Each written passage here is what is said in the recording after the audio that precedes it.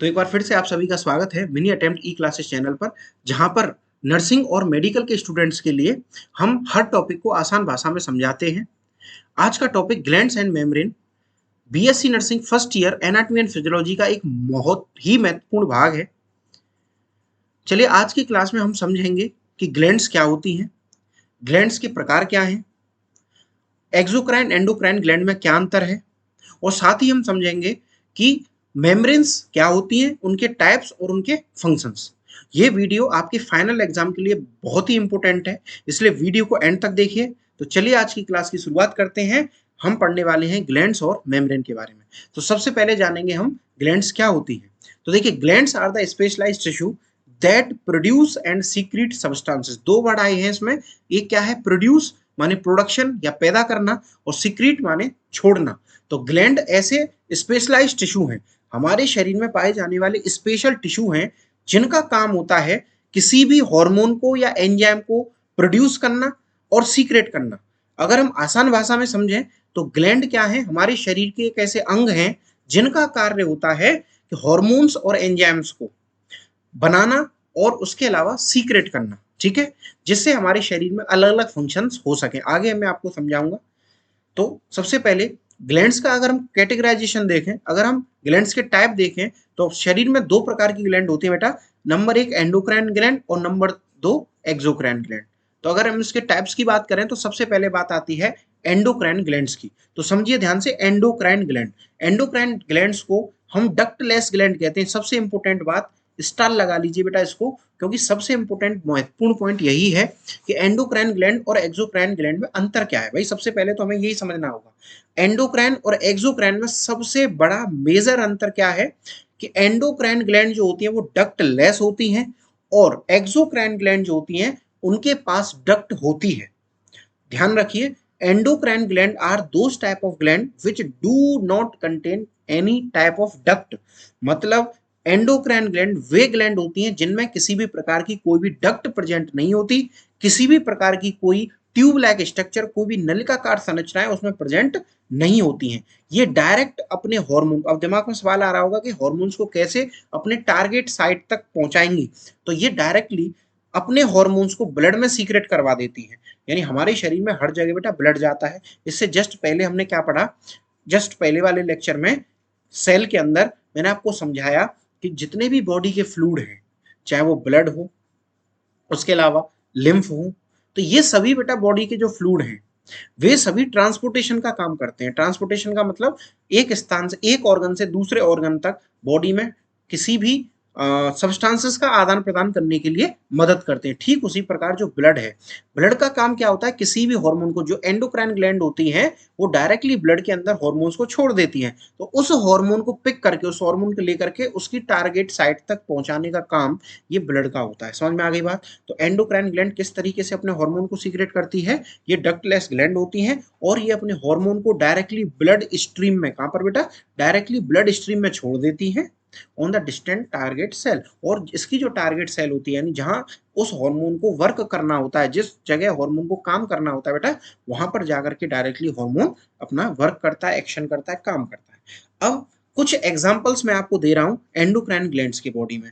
तो देखिए, हमारे शरीर के अंदर कुछ एंडोक्राइन ग्लैंड्स हैं, जैसे कि सबसे पहली ग्लैंड है पिट्यूटरी ग्लैंड बेटा। सबसे पहली ग्लैंड कौन सी है? पिट्यूटरी ग्लैंड, जिसको मास्टर ग्लैंड ऑफ बॉडी के नाम से भी हम जानते हैं। हमारे शरीर का जो मास्टर है वो कौन है? Pituitary gland. इसको क्यों मास्टर ग्लैंड बोला गया है? क्योंकि इससे निकलने वाले जितने भी हार्मोन है, इससे प्रोड्यूस होने वाले जितने भी हार्मोन है, वो अदर एंडोक्राइन ग्लैंड, हमारे शरीर की जो अदर एंडोक्राइन ग्लैंड है, चाहे वो थायराइड हो, चाहे एड्रिनल हो, चाहे पेनक्रियास हो या गोनेट्स हो, उन सभी को कंट्रोल एंड कोऑर्डिनेट करने का ये काम करती है। इसलिए उसको बोला गया है master gland of body. Clear हो गया? तो इसमें लिखा भी हुआ है, it is called master gland and it produce hormone that control many other endocrine glands. It is located on the base of the brain. ये लोकेटेड कहाँ होती है बेटा? Base of the brain. इसके बारे में मैं डिटेल स्ट्रक्चर या डिटेल इसके बारे में स्टडी में आपको कहाँ पे कराऊंगा? जब आपको एंडोक्राइन सिस्टम पढ़ाऊंगा तब। लेकिन यहाँ अभी फिलहाल समझ लो कि पिट्यूटरी ग्लैंड ब्रेन के बेस पर, यानी हाइपोफाइजियल फोसा में प्रेजेंट होने वाली एक ग्रंथि है, जिसका काम है मास्टर ग्लैंड। मतलब हमारे शरीर की जितनी भी एंडोक्राइन ग्लैंड है उन सबको कंट्रोल करना, उन सबको कोऑर्डिनेट करवाना, ये सब किसका काम है बेटा, पिट्यूटरी का। सेकंड नंबर की जो एंडोक्राइन ग्लैंड है जिसका नाम है थायराइड ग्लैंड, जो कि लार्जेस्ट एंडोक्राइन ग्लैंड भी बोला जाता है, इसको लिख लीजिए, नोट कर लीजिए। और ये नेक में बेटा कहाँ पर प्रेजेंट होती है, नेक में, एंटीरियर साइड ऑफ नेक में लोकेटेड होती है, और हमारे शरीर की मेटाबॉलिज्म को, पूरे शरीर की बेटा मेटाबॉलिज्म को कंट्रोल करती है। कैसे करती है, इससे निकलने वाले हार्मोन T3 T4 है ना, और TSH के द्वारा या कैल्सिटोनिन के द्वारा। समझ में आ गई बात। थायराइड ग्लैंड से कौन सा हार्मोन निकलता है बेटा, थायराइड ग्लैंड से T3 T4 और कैल्सिटोनिन निकलते हैं, जो कि हमारी बॉडी की मेटाबॉलिज्म को कंट्रोल करते हैं। क्लियर हो गया। चलिए आगे, अगली ग्लैंड है एड्रिनल ग्लैंड। एड्रिनल ग्लैंड भी क्या है, डक्टलेस ग्लैंड होती है, मतलब एंडोक्राइन ग्लैंड है। ये किडनी की ऊपरी सतह पर प्रेजेंट होती है। ठीक है, फॉर एग्जांपल ये मैंने आपके सामने एक रफ डायग्राम बना दिया बेटा किडनी का। ठीक है, और किडनी के ऊपरी सतह पर ये, यहाँ पर ऊपरी सतह पर ये एड्रिनल ग्लैंड प्रेजेंट होती है। ठीक है, ये एड्रिनल ग्लैंड कहाँ होती है, किडनी की ऊपरी सतह पर, जिसको हम सुप्रारीनल ग्लैंड के नाम से भी जानते हैं। और इसका बेटा मेन काम क्या है, इसका मेन काम है एड्रेनालिन और कोर्टिसोल जैसे हार्मोन्स को सीक्रेट कराना, जो कि हमारी बॉडी की मेटाबॉलिज्म और स्ट्रेस रेस्पॉन्स के लिए काम करते हैं। उसके अलावा पेनक्रियास जो है बेटा, पेनक्रियास ये इंपॉर्टेंट है। ये इंपॉर्टेंट है, क्यों इंपॉर्टेंट है, क्योंकि pancreas endocrine as well as exocrine, ये दोनों की तरह वर्क करता है। ये क्या है, कॉमन ग्लैंड है बेटा। ठीक है, इसका एंडोक्राइन पार्ट अलग काम करता है, एक्सोक्राइन पार्ट अलग काम करता है। इसका अगर हम एंडोक्राइन पार्ट की बात करें पेनक्रियास की, जिसको हिंदी में अग्नाशय कहते हैं, तो इसमें आता है आइसोलेट्स ऑफ लैंगरेंस। आइसोलेट्स ऑफ लैंगरेंस मतलब यहाँ पर एल्फा और बीटा सेल्स प्रेजेंट होती है बेटा, एल्फा सेल मेनली और बीटा सेल प्रेजेंट होती है। उसके अलावा डेल्टा गामा सेल्स भी होती हैं। तो जो एल्फा सेल और बीटा सेल है, ये क्या करती है, इंसुलिन और ग्लूकागोन सीक्रेट करवाती हैं, जो कि हमारे शरीर में ब्लड शुगर लेवल को कंट्रोल करने का काम ये करता है। समझ में आ गई बात। चलिए उसके बाद में बात आती है गोनेड्स की। गोनेड्स की, तो गोनेड्स में क्या क्या आते हैं, ओवरी और टेस्टिस। गोनेड्स का मतलब हमारे ह्यूमन के अंदर ओवरी और टेस्टिस, फीमेल में ओवरी और मेल में testis, that produce sex hormones like estrogen, progesterone and testosterone. ये क्या करते हैं, ईस्ट्रोजन, प्रोजेस्टेरोन और टेस्टोस्टेरोन सीक्रेट करते हैं। तो चलिए अब आपके लिए क्वेश्चन छोड़ रहा हूं मैं कि ओवरीज और टेस्टिस, इनकी आपको लोकेशन कमेंट में डालनी है। ठीक है, टेस्टिस और ओवरीज की क्या करनी है बेटा, आपको लोकेशन बतानी है, कमेंट में आप पिक करिए, वहां पे आपको मैं जवाब जरूर दूंगा। चलिए उसके बाद में बात आती है सेकंड टाइप, एक्सोक्राइन ग्लैंड की। तो एक्सोक्राइन ग्लैंड क्या है, these are the gland that carry out their functions and secretion through their duct और एपिथेलियल सरफेस। जैसा कि मैंने आपको बताया कि एक्सोक्राइन ग्लैंड वे ग्लैंड होती हैं जिनमें डक्ट प्रेजेंट होती है, मतलब इनको अगर अपने हार्मोन को किसी टारगेट साइट तक पहुंचाना होता है तो उसके लिए पर्याप्त इनके पास एक डक्ट होती है। फॉर एग्जांपल जैसे कि ये समझो, इधर ये सी शेप का क्या है बेटा, ड्यूडेनम, सी शेप का होता है बेटा ड्यूडेनम, ये स्मॉल इंटेस्टाइन का पहला पार्ट होता है। ठीक है, अभी आगे जब पढ़ाऊंगा तो समझ में आएगा। ठीक है, और ये मैंने एक रफ डायग्राम बेटा किसका बना दिया, एक रफ डायग्राम बना दिया लिवर का। ठीक है, एक रफ डायग्राम मैंने किसका बना दिया बेटा, लिवर का बना दिया। इस लिवर से डक्ट निकलती है बेटा, इस लिवर से क्या निकलती है, डक्ट निकलती है, और वो डक्ट डायरेक्टली कहाँ जुड़ती हैं, ये डक्ट डायरेक्टली बेटा कहाँ जुड़ती हैं, कहाँ पे जुड़ती हैं डायरेक्टली, ड्यूडेनम में। कहाँ पे जुड़ती है बेटा, ड्यूडेनम में। ठीक है, ये क्या बना दिया, लिवर। लिवर से कौन सी डक्ट निकलती है, लिवर से राइट और left hepatic duct, right and left hepatic duct. ठीक है, ये राइट और लेफ्ट हेपेटिक डक्ट आगे चल के क्या करती हैं, कॉमन हेपेटिक डक्ट बनाती हैं, कॉमन हेपेटिक डक्ट बनाती हैं। ठीक है, अब ये कॉमन हेपेटिक डक्ट आगे चल के बाइल डक्ट से जुड़ती है, मतलब डायरेक्टली क्या बनाती है, कॉमन हेपेटिक डक्ट आगे चल के बाइल डक्ट बनाती है, यानी कॉमन बाइल डक्ट। कौन सी, कॉमन बाइल डक्ट। ठीक है, तो ये जो कॉमन बाइल डक्ट है ये क्या करती है बेटा, इस डक्ट का, कॉमन बाइल डक्ट का काम है बाइल जूस को सीक्रेट करवाना, कहाँ पर, ड्यूडेनम में।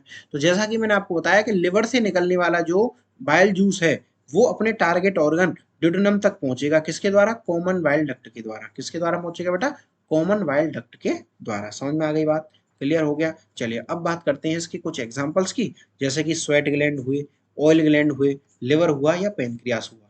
ठीक है, समझ रहे हैं, यानी ऐसी ग्लैंड जिनका काम है डायरेक्टली अपनी टारगेट साइट पर with the help of duct, यानी डक्ट की मदद से जो अपने हॉर्मोन्स को, अपने सीक्रेशंस को अपने टारगेट साइट तक पहुंचाती हैं, उन्हें हम कहते हैं एक्सोक्राइन ग्लैंड।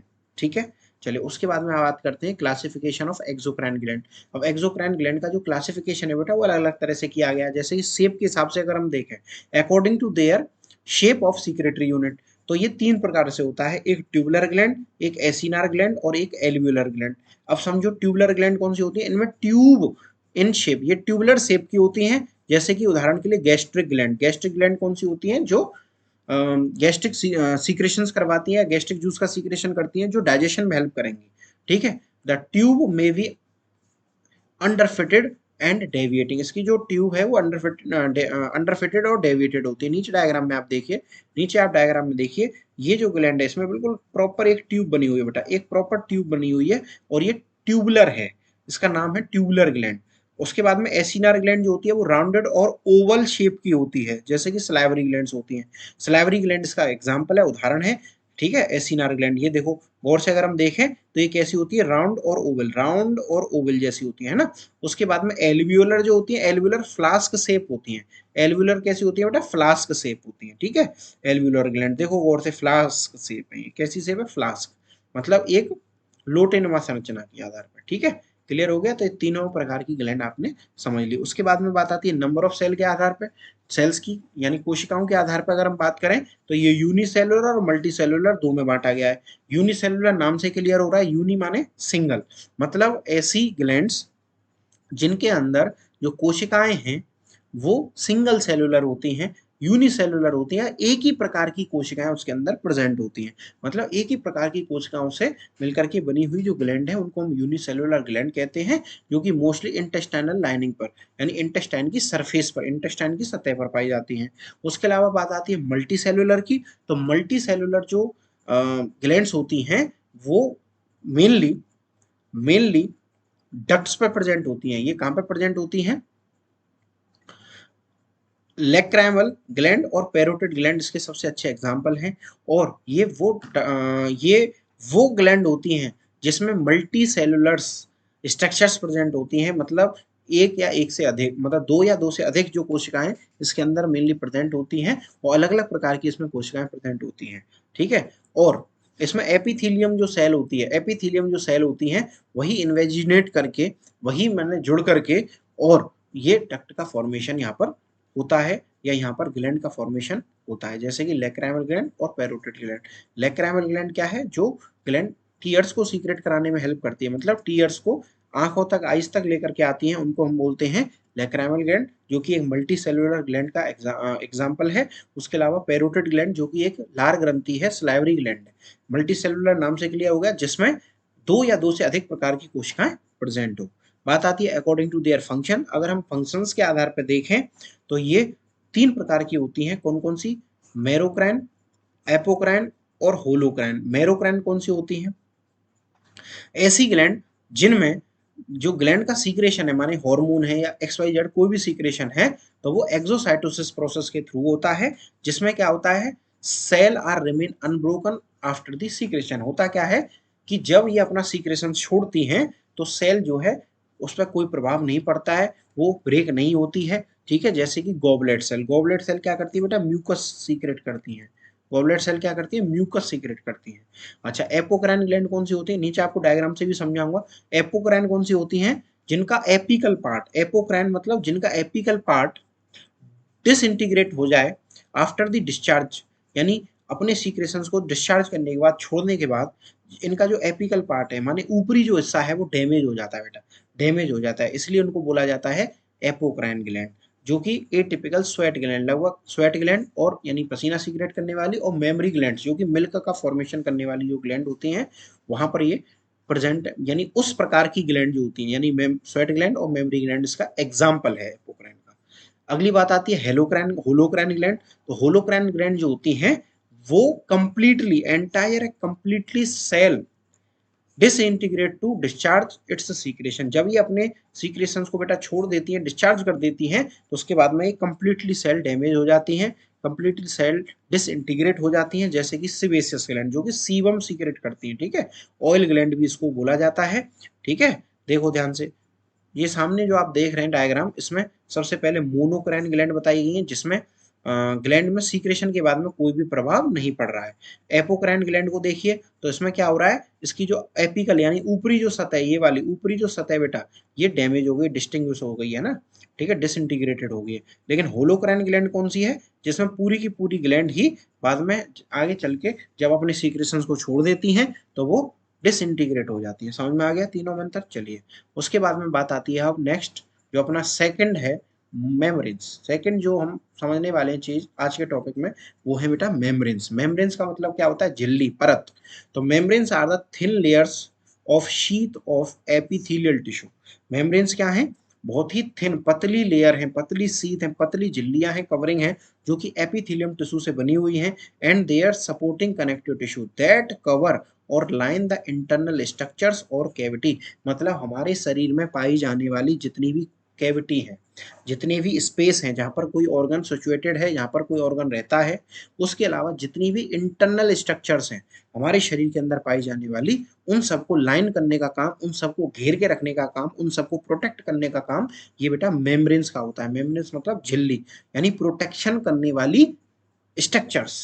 तो मेम्ब्रेन्स क्या करती है बेटा, ये कुछ फ्लूइड भी सीक्रेट करती हैं जिससे कि कैविटी क्या हो सके, लुब्रिकेट हो सके, जिससे कैविटी लुब्रिकेट हो सके। और मोस्टली एक एपिथेलियम और कनेक्टिव टिश्यू की मिलकर के बनी हुई होती है। तो अब समझो हमारे शरीर में मेम्ब्रेन्स जो होती है वो कितने प्रकार की हैं, 4 प्रकार की या 4 तरह की मेम्ब्रेन प्रेजेंट होती है हमारे शरीर में मेनली। एक म्यूकस मेम्ब्रेन, एक साइनोवियल मेम्ब्रेन, एक सीरस मेम्ब्रेन और एक कुटेनियस मेम्ब्रेन। तो समझो एक एक करके। म्यूकस मेम्ब्रेन नाम से क्लियर हो रहा है, ऐसी ग्लैंड या सॉरी ऐसी मेम्ब्रेन जो म्यूकस सीक्रेट करती है या म्यूकस सीक्रेटिंग मेम्ब्रेन्स है। This is the most lining of the alimentary tract. याद रखना ये म्यूकस मेम्ब्रेन जो होती है वो पूरे के पूरे एलिमेंट्री ट्रैक्ट, रेस्पिरेटरी ट्रैक्ट और जेनाइटो यूरिनरी ट्रैक्ट में ये प्रेजेंट होती है। इसलिए वहां पर इसको क्या बोला गया है बेटा, म्यूकोसा बोला गया है, क्योंकि ये म्यूकस सीक्रेटिंग मेम्ब्रेन्स होती हैं और ये म्यूकस कंसिस्ट करती हैं। ठीक है, तो ये कहाँ पर प्रेजेंट है, मोस्टली एलिमेंट्री ट्रैक मतलब माउथ से एन तक का रास्ता, respiratory track nose to lungs तक का पूरा जो कंप्लीट रास्ता है वहां पर, और जेनाइटो यूरिनरी ट्रैक।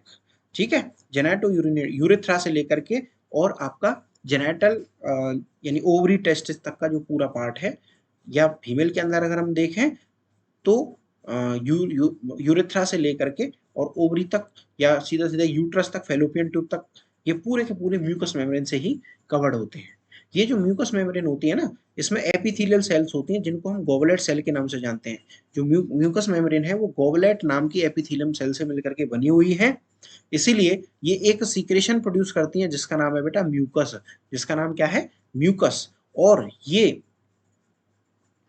जो सेल है ना, जो म्यूकस है, वो गोबलेट सेल सीक्रेट करती है ना। म्यूकस कौन सीक्रेट करता है बेटा, गोबलेट नाम की कोशिकाएं सीक्रेट करती हैं, जो कि मैं आपको पहले ही बता चुका हूं। उसके अलावा म्यूकस का काम क्या है, क्यों सीक्रेट हो रहा है ये, तो mucus protect the lining membrane from the mechanical and chemical injury in the respiratory track. याद रखना कि अपने जो रेस्पिरेटरी ट्रैक है बेटा, अपना जो रेस्पिरेटरी ट्रैक है उसके अंदर जितनी भी म्यूकस मेम्ब्रेन की लाइनिंग है उस सब का काम, या एलिमेंट्री ट्रैक के अंदर जो भी म्यूकस मेम्ब्रेन प्रेजेंट है, इसका काम क्या है, मैकेनिकल और केमिकल इंजरी से बचाना। एक छोटा सा मैं आपको एग्जांपल दूं या एक उदाहरण दूं कि जब हम कोई भी सब्सटेंस इनटेक करते हैं, खाते हैं, तो खाने के बाद में क्या होगा, वो एलिमेंट्री ट्रैक्ट में जाएगा। और जैसा कि हमें पता है कि म्यूकस मेम्ब्रेन कहाँ प्रेजेंट है, एलिमेंट्री ट्रैक्ट में प्रेजेंट है।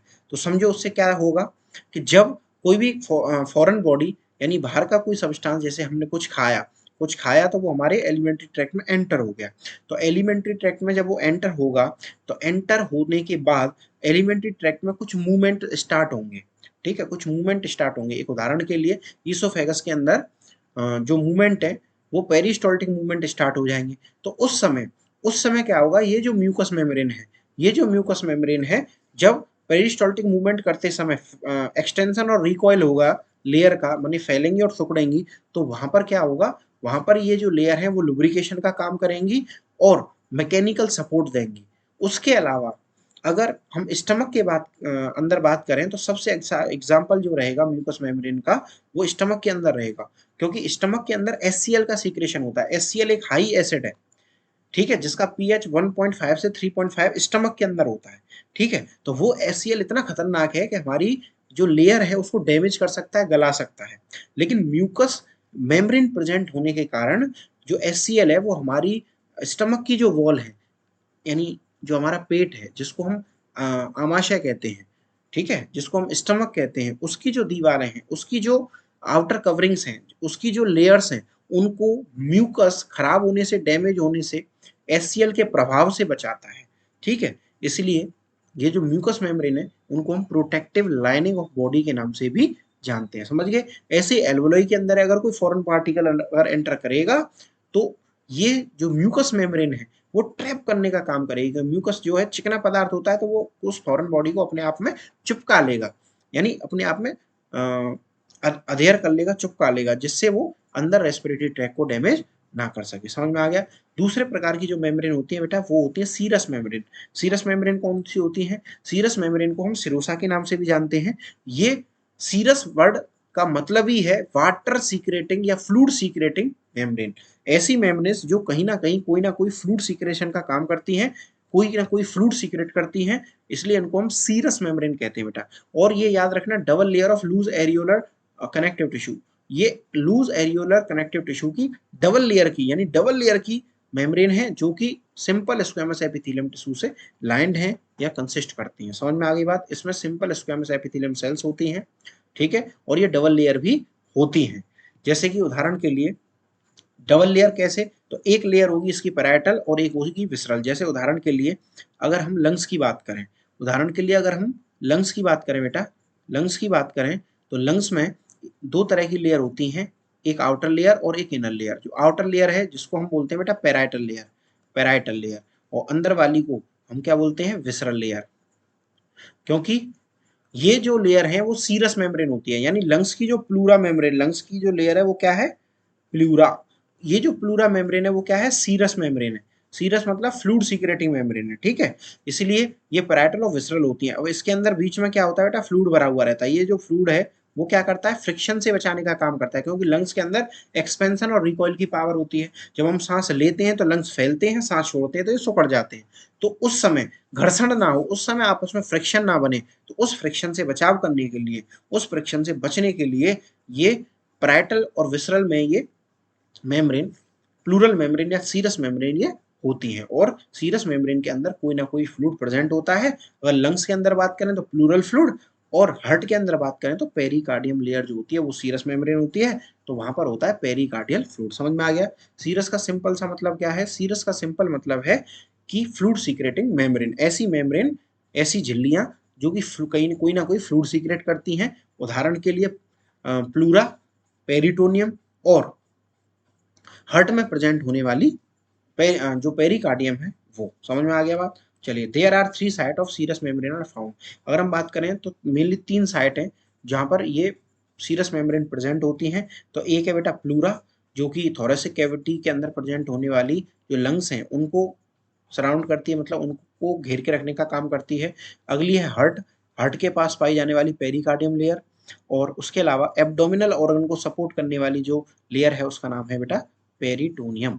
पेरिटोनियम क्लियर हो गया?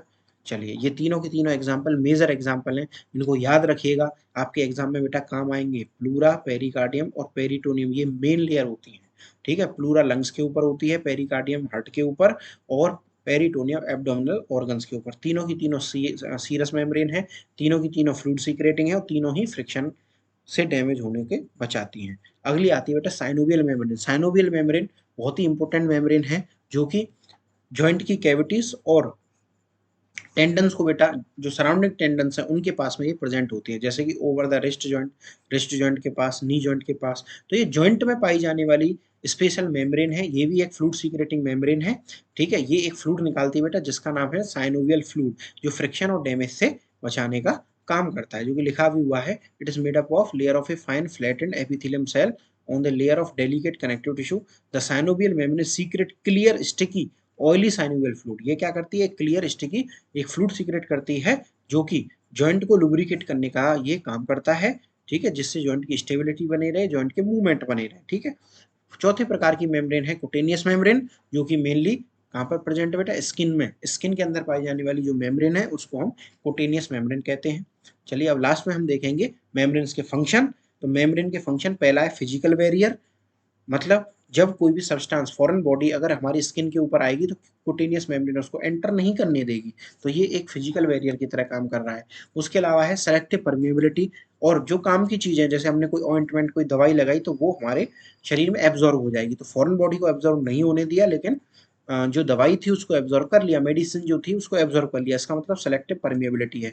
उसके अलावा ट्रांसपोर्ट मैकेनिज्म, और ट्रांसपोर्ट मैकेनिज्म कैसे कि जो सीरस मेम्ब्रेन होती है उनके अंदर जो फ्लूइड होते हैं वो हेल्प करते हैं बेटा ट्रांसपोर्टेशन में, ठीक है। उसके अलावा न्यूट्रिएंट एंड वेस्ट रिमूवल, और कहीं ना कहीं लेयर हमारे शरीर में न्यूट्रिएंट्स को भी प्रोवाइड करती है और वेस्ट को भी रिमूव करती हैं, जैसा कि मैंने आपको बताया साइनोवियल मेम्ब्रेन या ऐसी मेम्ब्रेन जो कहीं ना कहीं कोई ना कोई फ्लूइड सीक्रेट करती हैं, ठीक है। साइनोवियल मेम्ब्रेन हो गई जिसमें साइनोवियल फ्लूइड सीक्रेट होता है, तो जॉइंट के आसपास की जो स्ट्रक्चर है उनकी मेटाबॉलिज्म के बाद जो वेस्ट प्रोडक्ट बचेंगे उनको वो बाद में ब्लड में मिलाने का काम करेंगे। उसके अलावा उसके अंदर पाई जाने वाली जो प्रोटीन्स है वो न्यूट्रिएंट्स का काम करेंगी। उसके अलावा पेरिटोनियम है, पेरिकार्डियम, तो ये सभी जितनी भी लेयर हैं वो physical barrier, selective permeability, transportation mechanism और न्यूट्रिएंट ऑफ वेस्ट प्रोडक्ट, इन सभी के लिए बहुत ही काम की हैं।